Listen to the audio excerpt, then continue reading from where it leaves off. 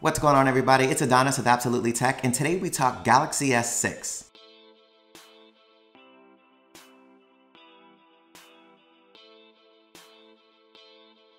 So this week at Mobile World Congress, Samsung announced the new Galaxy S6 and S6 Edge phones. So let's go through and see if Samsung's new devices are a new start for Samsung or an epic fail for Samsung.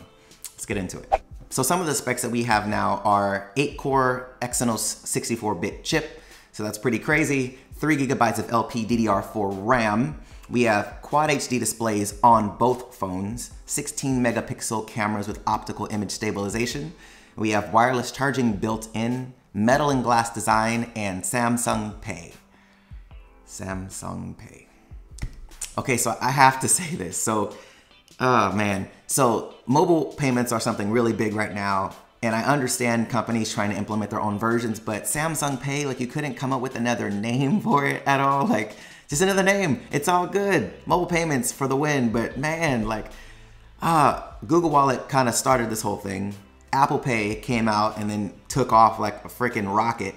So you guys wanting to compete, understandable, but change the name, pick a new name.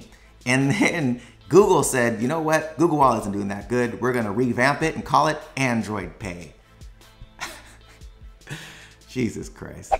So let's talk about the design of the phone. So personally, I feel that these phones look a world of difference better than the Galaxy S5 that replaces. Much better. Glass on the front and rear, which is Gorilla Glass 4, by the way.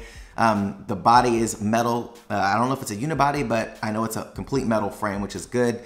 I haven't had a chance to hold it in my hand, but it looks significantly better just from video and photos that I've seen. If you want to check out some cool videos, check out The Verge, Techno Buffalo. They have some really cool videos on these handsets, so I highly recommend looking at some hands-on reviews of them. Now, when it comes to the design of the phones, I personally think that the Edge looks better than the regular 6, and I personally think that it makes more sense for them just to have that as their own, as the one phone that they sell.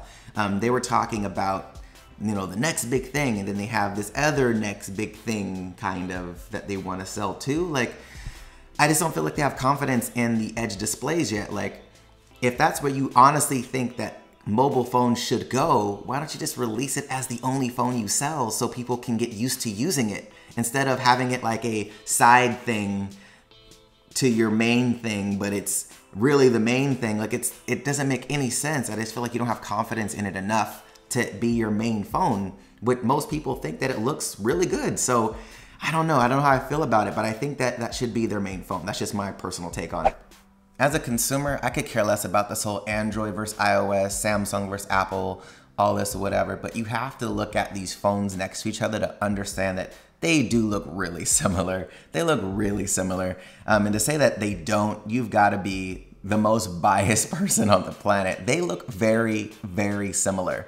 Now, to say that Apple doesn't own, well, they don't own the rights to curved, you know, phones or rounded corners and all that. I get that. But when you look at the G Flex, it looks nothing like this phone. When you look at the G3, looks nothing like the iPhone. When you look at the Nexus line of phones, or the Moto G, the Moto X, they look nothing like the iPhone at all. So to look at this and say that Samsung had no choice but to make it look like this, like, I just think it's a cop-out. I think it's lazy for them as far as design aspect, but the materials look fantastic. Now, the cameras on the phones are a little bit of a step up, personally. They are, 16 megapixels still, but that's more than enough as far as megapixels on a smartphone. But they have a 1.9 aperture on the rear camera and on the front camera as well. But the rear camera is 16 megapixels, 1.9 aperture, so a lot more light coming in. Now, some people that are familiar with photography on larger cameras like APS-C size sensors or full frame sensors, it's not going to give you the depth of field that you think from a 1.9 inch aperture lens, just because the sensor is so much smaller. So you're not going to get the bokeh that you think. But as far as the light, it does a lot better in low light than the last phone did. So hopefully I get a chance to actually take some photos with it to see what that looks like. It does shoot 4K video. I didn't really see what frame rate it shot it at, so I'm not really sure what that looks like. And I'm not sure if the optical image stabilization works in 4K, but we'll see that when we get some hands-on time. Now, as far as their loyal customers, some of them are power users. And what I mean by power users is they're internet beasts. They're on their phones all day long, draining battery. So they have multiple batteries with them. And they have external storage or SD cards that they slide into their phone. But the new design takes away that ability. And I know for people that have that and use it for that, it sucks. Like, it just sucks that they kind of took it away from you guys. Now, on the other side of things, there are people that are saying, well, Apple has been doing it for a while, so it shouldn't really matter. And I would agree, but I'm gonna have to disagree for this main reason. Samsung sells most of their phones through third-party retailers or carrier stores. Most of them don't have technicians to repair their devices, so you're gonna have to send the phone out to Samsung to repair a battery or anything like that on the phone. Apple has Apple stores, which have technicians and geniuses inside the stores to repair the devices in store. So you're not shipping it anywhere, it's done in the store, happens fairly quickly. So I wanna know exactly how Samsung is gonna do that for their customers, or how they're gonna figure that out, because if you have a bad battery, which happens all the time on all kinds of phones, you can't just swap it out anymore. You're gonna have to ship it somewhere or get it repaired somewhere. So I wonder how they're gonna figure that out. So I don't know. Personally, I don't think it is the same. I think it's gonna be a lot different until they figure that out for their customers. So big question is gonna be for you guys, is this a good step or a new start for Samsung?